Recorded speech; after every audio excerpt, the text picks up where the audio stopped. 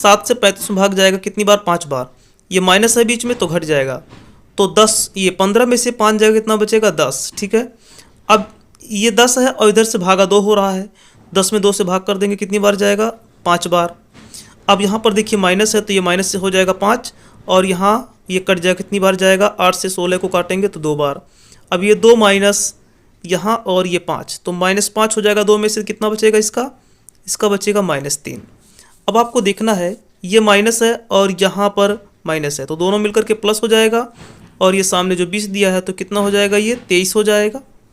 और आगे आप देख रहे हैं 25 है, पीछे माइनस है, तो यानी कि अब इस पूरे का हल कितना आया है? इस पूरे का हल 23 आया है, क्योंकि आगे 25 है और बीच में माइनस, तो 25 में से 23 को कर देंगे माइनस, तो कितना बचेगा? प्लस का 2 बचेगा। तो इस तरह से हमारा दूसरा ऑप्शन सही होगा, प्लस का। यहाँ पर देखिए सरलीकृत करना है, तो कैसे करेंगे? सबसे पहले हम इस छोटे वाले कोष्टक को तोड़ेंगे। आपको हमेशा ये चीज़ याद होना चाहिए कि छोटे कोष्टक से शुरुआत करते हैं। तो यहाँ पर देखिए -8 है और ये +9 है, तो ये घट जाएगा, कितना हो जाएगा? 1। ठीक है भाई, 9 में से 8 जाएगा, कितना बचेगा? 1 बचेगा। इसके बाद ये 56 है और 1, 56 1 जोड़ देंगे, कितना हो जाएगा? तो हो जाएगा 57। ठीक है, अब ये 57 आप देख रहे हैं यहाँ पे 42 के साथ प्लस हो रहा है, तो जोड़ दीजिए इसमें 42, तो कितना हो जाएगा? 99, जो कि 1/9 के साथ गुणा हो जाएगा, क्योंकि सामने 1/9 दे रखा है यहाँ पे, तो ये घटेगा, मतलब कटेगा तो कितना आएगा? 11 आएगा, चूँकि 11 9 99 होता है। अब यहाँ पर देखिएगा इस बड़े कोष्टक के अंदर यहाँ 11 बचा है और यहाँ 108 जो कि प्लस हो रहा है, तो 11 और 108 को जब जोड़ देंगे तो कितना हो जाएगा? तो ये हो जाएगा 119। जब इसको और इसको एक साथ जोड़ देंगे तो कितना हो जाएगा? 119। अब आप यहाँ पे देख रहे हैं 117 है और 217 है, यहाँ पे 217 है और ये माइनस है 119, तो 217 में से 119 को क्या कर देंगे? माइनस, क्योंकि यहाँ बीच में माइनस है, तो कितना बचेगा? तो ये हो जाएगा 17 9 8 17, यहाँ 10 में से 1 गया 9 और ये 0, यानी कि यहाँ पे 98। तो 98 आपका देखिए ऑप्शन 3 में दिया है। ठीक है, तीसरा ऑप्शन हमारा सही होगा। मूल्यांकन करें, यहाँ पर देखिए मूल्यांकन करना है, आपको पता है यहाँ पे दिया है रूढ़ में 96 196 00 यहाँ पे दिया है और कुछ यहाँ पर भी दिया है। ठीक है, तो कैसे हल करेंगे? यहाँ पर इसको बहुत आसान है। देखिए जो 0 दिया ना लास्ट में, इससे हमें कोई मतलब नहीं है, हम केवल वर्गमूल करेंगे 196 का, जो कि इसका वर्गमूल कितना होता है? 14 होता है, 14 हो गया। और लास्ट में ये जो 2 0 दिया था इसका एक जोड़ी बनाएंगे और इसमें से 1 0 उतार लेंगे। ठीक ऐसे हम यहाँ पर करेंगे, जो दशमलव वाला दिया है ना, दशमलव वाले में करना कुछ नहीं रहता है, पीछे से आप जोड़ी बनाइए, बस आप केवल पीछे से जोड़ी बनाइए। तो देखिए यहाँ पर आपका 196 लास्ट में दिख रहा है, तो 196 को हम वर्गमूल जब करेंगे तो कितना होगा? 14 होगा। अब देखते हैं यहाँ दशमलव के बाद 2 जोड़ी है। ठीक है, दशमलव के बाद 2 जोड़ी है, तो यहाँ पर दशमलव लगा देंगे पीछे से 2 अंक के बाद, तो 2 अंक के बाद दशमलव हो गया। ठीक इसी तरह से यहाँ पर देख लेते हैं कितना जोड़ा बनता है, तो कुल मिला करके यहाँ पे दशमलव के बाद जो जोड़ा बना है, कितना जोड़ा बना है? 4 जोड़ा। तो हम केवल 196 को लेंगे, बाकी 0 को नहीं लेंगे वर्गमूल में, तो वो 14 ही हो जाएगा। अब जोड़ा में देखते हैं कितना बन रहा है, तो 4 जोड़ा बन रहा है, तो ये 4 अंक के बाद दशमलव लगेगा इसमें, तो 2 ये हो गया है और 2 0 बढ़ा देंगे और यहाँ पर कर देंगे। इस तरह से वर्गमूल निकालना है। अब इसको जोड़ देना है, तो जोड़ने के लिए देखिए दशमलव को दशमलव की सिधाई पर ही रख करके जोड़ा जाता है। ठीक है, तो जैसे आपका ये दशमलव वाला हो गया और ये दशमलव वाला हो गया, ये तो बिना दशमलव का, इससे कोई मतलब नहीं, कोई दिक्कत नहीं है। तो सबसे पहला काम हम 114 में इसको जोड़ रहे हैं, तो यहाँ पर 0,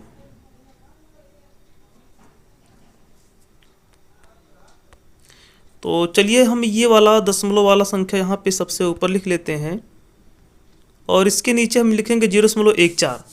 अब देखिए हमने कहा ना दशमलव को दशमलव की सिधाई पर लिखना है, बाकी इधर उधर के जो भी अंक हो उनको लिख देना है। ठीक है, लास्ट में देखिए हमारा 0 नहीं था 14 में, तो हम 2 0 बढ़ा सकते हैं पीछे से, क्योंकि दशमलव के बाद आप 0 बढ़ा सकते हैं, कोई दिक्कत नहीं है।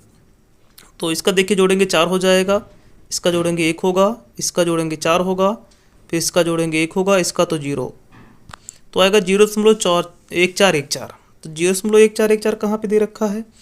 अच्छा अभी देखिए वाला छूट रहा है। ठीक है, तो ये 140 ये और ये 1414 दशमलव के बाद, तो यानी 140 दशमलव के बाद 1414, तो 140 दशमलव के बाद 1414 देखिए यहाँ पे दिख रहा है ऑप्शन 2। तो इस तरह दूसरा ऑप्शन हमारा सही हो जाएगा। यहाँ पर प्रश्न क्या कहता है, मान होगा, इसका मान पूछ लिया है। तो देखिए दशमलव का जोड़ है, कोई दिक्कत नहीं है, दशमलव को दशमलव की सिधाई पे रख करके जोड़ेंगे। तो सबसे पहले हम ये वाला आगे वाला नोट कर लेते हैं 20.9, इसके बाद ये वाला नोट करेंगे दशमलव को दशमलव की सिधाई पे, फिर इसके बाद जो जिधर है उधर हम नोट कर देंगे, ठीक है। ऐसे इसको लिखेंगे दशमलव को दशमलव की सिधाई पर, उसके बाद जो जिधर है उसको आप नोट कर दीजिए, फिर इसको बस हमें याद रखना है कि दशमलव के सिधाई पर होना चाहिए, नहीं तो गलत हो जाएगा। या देखिए कोई दशमलव नहीं तो इसको हम सिर्फ आगे नोट करेंगे, ठीक है। अब हमें इसको जोड़ना है, यहाँ पे दशमलव लगा करके जरूरत भर का हम जीरो बढ़ा सकते हैं। देखिए ये पीछे से हमें बराबर करना है तो सब में हम जीरो बढ़ा सकते हैं, कोई दिक्कत नहीं है। अब आपको इसको जोड़ लेना है, तो यहाँ पर देखिए जोड़ेंगे कितना आएगा, ये 9 9 18 की 8 हो जाएगा, यहाँ ऊपर लिख दे रहे हैं, और ये 9 और ये 2 कितना 11, और एक ये हो जाएगा 12 के 2 हासिल, 2 और 1 हासिल बचा, तो 9 2 11 और 1 हासिल 12 के 2, फिर 1 हासिल बचा है, फिर ये 9 2 11 1 12 हो जाएगा, फिर 1 हासिल, तो 2 2 4 1 5। और यहाँ पर आप देखते हैं यहाँ पे आगे जो है 2 अंक के बाद दशमलव है, तो यहाँ पे दशमलव को दशमलव की सिधाई पे उतारेंगे, ठीक है। दशमलव को दशमलव की सिधाई पे उतार लेंगे, तो यानी 52 228 कहाँ पे दिया है, तो ऑप्शन ए में देखिए पहला ऑप्शन आपका सही है, 52 228, ठीक है। यहाँ पर देखिए प्रश्न अलग तरीके का आ गया है। इससे कहा है कि एक पाइप से एक टंकी को 10 घंटों में भरा जा सकता है, निचले भाग में रिसाव होने के कारण उसे भरने में 12 घंटे लग जाते हैं। टंकी के पूरा भर जाने पर रिसाव के कारण उसे खाली होने में कितना समय लगेगा। यानी कि एक टंकी है जिसमें रिसाव है, परंतु जब रिसाव नहीं होता है पानी तो 10 घंटे में उसको एक नल भर देता है एक पाइप। लेकिन जब रिसाव भी चालू हो और नल से पानी यानी कि ये क्या कहते हैं टंकी से लेकिन जब रिसाव भी चालू हो और पाइप से पानी भी भरना चालू हो तो 12 घंटा लगता है। यहाँ पर देखिए यानी पाइप भी चालू है और रिसाव भी चालू है, तो 12 घंटा लगता है उसको भरने में। तो जब पूरा भर जाएगा तो खाली होने में कितना समय लेगा, ये पूछा है। तो यहाँ पर देखिए बहुत आसान है, बस कार्य और समय के हिसाब से हम इसको मान के लगाएंगे। जैसे व्यक्ति कार्य करता है, एक व्यक्ति कार्य छोड़ के चला जाता है, इसी टाइप से। इसको हम आपको 2 तरीका बताएंगे लगाने का। तो सबसे पहला आप तरीका बेसिक तरीका देखिए, यहाँ पर देखिए पाइप है, पाइप को चलिए हम पी से दिखाते हैं। ये 10 घंटे में भर सकता है, ठीक है। और जब रिसाव हो जाता है तब कितना समय लगता है, 12 घंटा।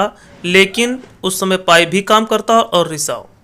अब रिसाव का मतलब क्या है, रिसाव का मतलब है कि उनमें से पानी को कम कर रहा है, ठीक है। तो यानी कि आर घट जाएगा पी में से, ठीक है। तो ये दोनों जब एक साथ पी माइनस आर काम करते हैं तो 12 घंटा लगता है। अब इसको सॉल्व करना, देखिए कैसे, इन दोनों का हम ले लेंगे लासा। कितना हो जाएगा लासा दोनों का, तो इसका लासा हो जाएगा 60, ठीक है। तो ये हो जाएगा 10 छक 60 और ये 12 25 60।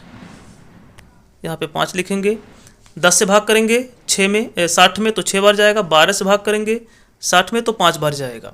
अब ये क्षमता निकला, पी की क्षमता 6 है और पी माइनस आर की क्षमता 1 है।